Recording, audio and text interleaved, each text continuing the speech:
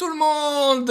On est de retour pour vous jouer un mauvais tour. Voilà, mais non, pas du tout. Nous revenons donc du Japon. Ça y est, 3 semaines à Tokyo. Alors bien sûr, on n'a pas fait que Tokyo, mais bon, regardez notre ancienne vidéo pour savoir pourquoi on est parti là-bas aussi longtemps. Parce qu'on aime. Alors, ce voyage, c'était super. Et oui, on a adoré. Moi, perso, moi j'ai pleuré.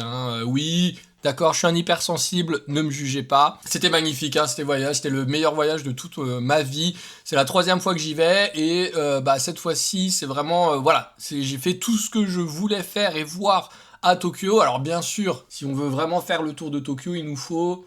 beaucoup plus que 3 semaines. Ouais. Mais après, on a déjà vu pas mal quand même. On a déjà vu énormément de choses. On a vu déjà 90% de choses nouvelles comparées à il y a 2 ans. Ouais. Donc franchement, ça valait le coup. On va vous faire plusieurs vidéos, parce que sinon les gars, on reste ensemble pendant 24 heures. Non-stop. On va accentuer notre début donc du voyage avec la compagnie aérienne Japan Airlines. Japan Airlines. On est parti à 6 valises. Avec 6 valises. Voilà. À moitié vide pour toutes, mais avec 6 valises. Parce qu'on avait le droit à 2 valises par personne. On est malins nous, on savait pourquoi. Et donc 12 heures de vol. 14. Non, à l'aller on a eu moins qu'au retour. Ouais, c'est 13. Ouais, ça fait moins toujours, c'est 1 heure de gagner. Donc on a fait 13 heures et moi j'ai dormi. Beaucoup, c'est je pense c'est rare que je dorme. On est parti tôt le matin. Non, on est parti tard. C'est le gars complètement à côté. On est parti tard le soir, 19h20. 20h30, voilà. Vous voyez comment on est raccro. 20h30, on est parti. Donc effectivement, c'était facile de faire sa nuit. On dit que j'ai dormi beaucoup. J'ai dormi quoi, 4 heures? T'as dormi tout le trajet. J'ai pas dormi 13 heures. Franchement, à chaque fois que je me retournais, tu dormais. Bon, bref, j'ai dormi, 5 heures. Moi, j'ai pas trouvé ça long, mais les enfants non plus n'ont pas trouvé ça long. Par contre, toi, oui. Si, ils ont trouvé ça très long parce qu'ils ont pas dormi. On est vraiment... T'étais pas avec nous? Non, j'étais à côté d'une japonaise. Oui, elle était trop mignonne. On a fait kampai tous les deux. Jamais tu ne regarderas cette vidéo, mais sache que c'était très agréable. Merci pour tout. Et donc effectivement nous sommes arrivés, il était... je me lance plus oui, mais je réfléchis parce que c'est loin maintenant. 17h20. 17h20, j'allais dire 14h. 17h20, ok, donc on est arrivé pas trop déchiré pourtant. Non, ça va. On est allé déposer les valises à l'hôtel, pas loin d'Odaiba, c'était pas vraiment Odaiba, mais c'était à Shiomi, le quartier de Shiomi, donc c'était le Prince Hotel, Shiomi Hotel, qui... Les gars...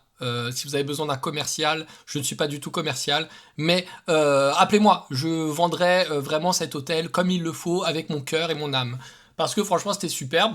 Et donc dès le premier soir on a posé nos valises et on est reparti sur la gare de Tokyo. Ouais. Donc premier soir bien sûr McDonald's sur la base. La tradition, dès qu'on arrive, premier resto, McDo pour se dire ah tiens il y a un McDo, on est chez nous. Mais on n'a pas été trop dépaysés. Non. Franchement non. Donc le premier jour on s'est retrouvés et là on va faire un focus là-dessus, ok, à la gare de Tokyo tout simplement, qui s'appelle... La gare de Tokyo c'est dans le quartier de Marunouchi. Marunouchi. Et non, ce n'est pas en italien, c'est en japonais, Marunouchi. Et on a fait énormément de choses. On est allé se balader. En premier lieu, on a été jusqu'au palais de l'empereur. Jusqu'au jardin du palais de l'empereur. Donc on est sorti par la sortie donc, de la grande gare, la vieille gare Marunouchi. Ouais. Vous sortez Central Exit, vous y allez directement et vous allez tomber sur l'ancienne gare, donc là vraiment d'époque, de la gare de Tokyo. Qu'on n'avait pas vu lors de notre premier voyage, qu'elle est vraiment très très belle. Ouais, magnifique. Tout de briques là.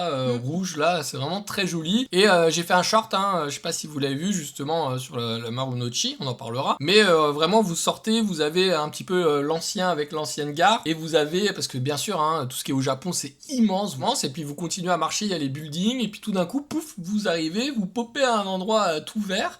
Et c'est le palais de l'empereur. Ouais, c'est les jardins du palais de l'empereur. Parce que les palais de l'empereur sont ouverts que 2 fois par an, lors de son anniversaire et je crois qu'à Noël. Ouais, bon, en fait c'est ça, donc il faut y être pour Noël. D'ailleurs, magie de Noël, ça doit être magnifique.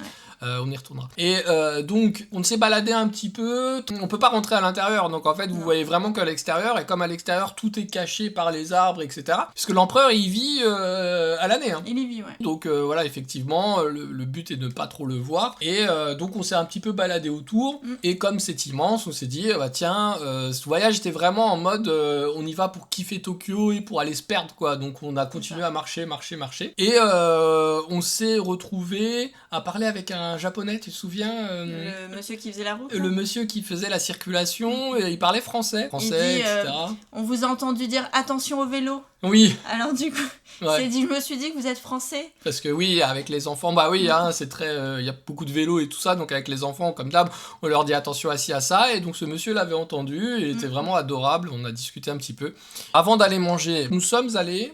au Shin Marunouchi. C'est un grand bâtiment qu'il y a en face de la gare, et on peut rentrer dedans, chose qu'on, pareil, la première fois où on était allé, on n'osait pas rentrer dans les bâtiments comme ça. Vraiment des fragiles. Voilà, et en fait, on pouvait rentrer dedans, il y avait un rooftop, un beau rooftop, où on voyait vraiment... Gratuit. Ouais, gratuit, ouais. On peut vraiment y aller en libre accès, où on pouvait voir la belle gare de haut, et donc vraiment c'était... Bah, on pouvait suivre même tout, hein. On pouvait voir la gare à gauche, en face on avait pareil, là, un Marunouchi aussi, un autre immeuble, et tout à droite le palais de l'empereur. Enfin, les châteaux, les jardins du palais de l'empereur. Ouais, effectivement. Et donc on s'est baladé un petit peu, c'était assez classe, puisque en fait entre les rues il y avait des magasins un petit peu bobos, c'était un très beau quartier. Où il y avait même un petit marché. Oui, la petite brocante. Ouais, la petite brocante. Antiquité, voilà. Ouais, c'était sympa, c'était un petit quartier un peu bohème, un petit peu sympathique, très joli. Très joli. Et on a vu aussi un petit truc qui était sympa, et on l'a vu plusieurs fois pendant ce voyage, c'est des Japonais qui avaient un plan. Et en fait, dans ce plan-là, ils avaient des choses à cocher. Ils avaient par exemple des endroits à aller voir, et en fait, ils cochaient sur leur petite map, là, ils avaient des petits carnets, ils cochaient, donc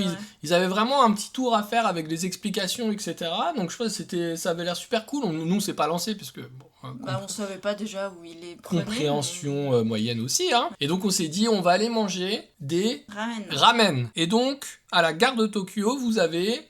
la Tokyo Ramen Street, donc, mais qui est à l'intérieur de la gare de Tokyo, en sous-sol, et il y a une des rues entières, enfin des rues, c'est comme un centre commercial entier. Ouais, vraiment en sous-sol, enfin en sous-sol c'est très beau, hein, attention. En fait, dès que vous rentrez, vous allez à un endroit et vous voyez la Tokyo, hein, il y a plein de plans, hein, donc tout vous est indiqué. La Tokyo Ramen Street, et nous avons mangé donc des udon. Les gars.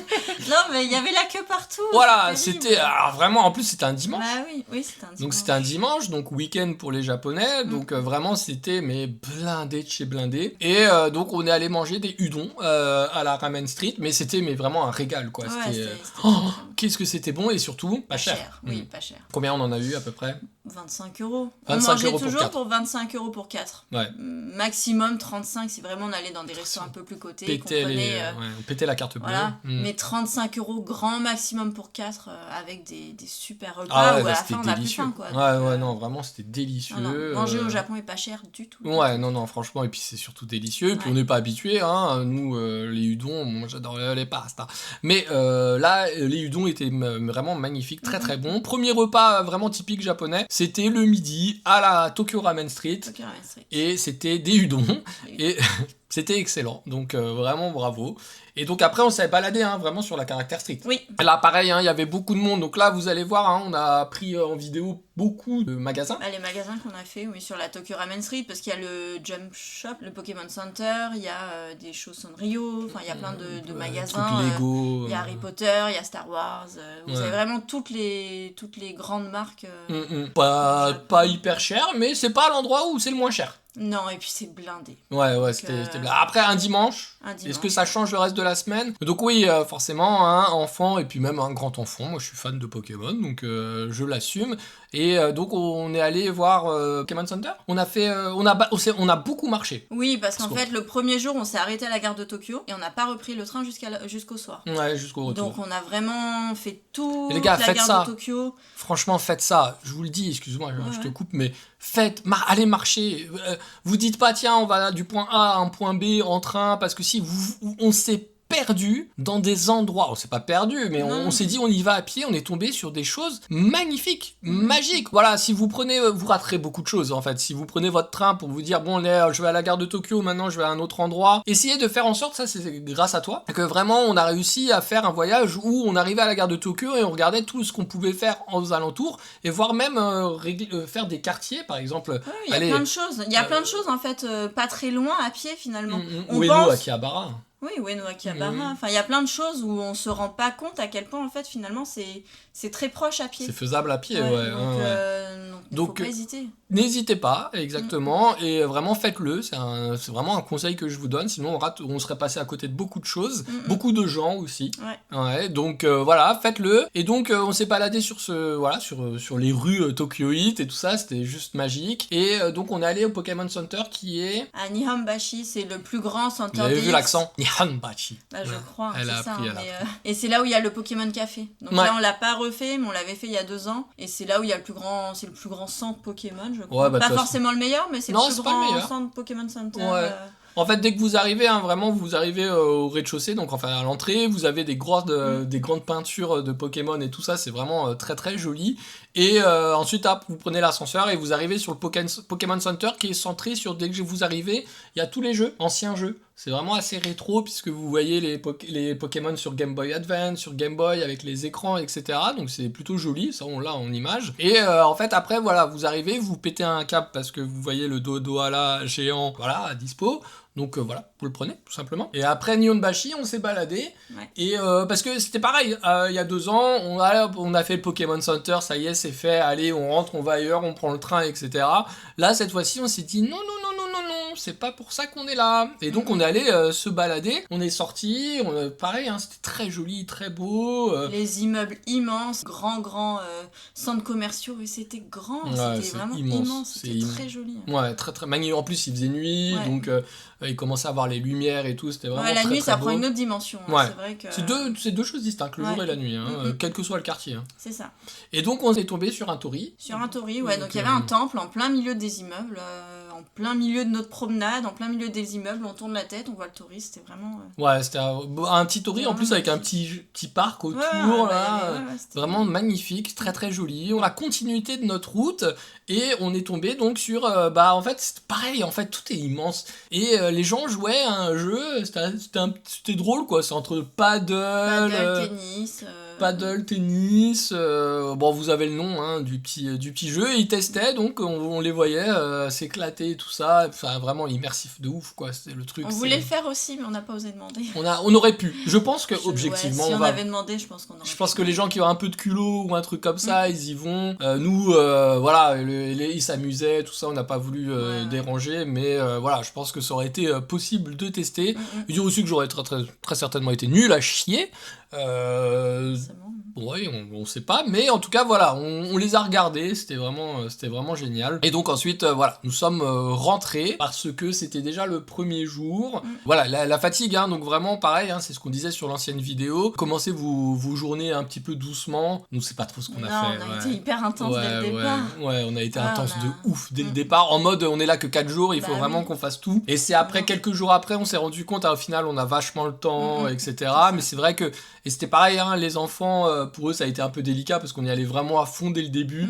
Donc on est de bons conseils, mais on les tient pas forcément. Voilà, donc on vous dit ça, on vous dit d'y aller un peu mollo on va dire, mais en fait on sait pertinemment que c'est quasi impossible parce que dès que vous arrivez, vous avez tellement envie de voir tout, de faire tout, etc. Puis quand on rentre frustré du premier voyage en se disant on aurait dû pousser un peu plus, rentrer à 16h, on veut pas le refaire, c'était inadmissible, machin, donc on se dit non, cette fois-ci, avant 20h, on rentre pas. 22h.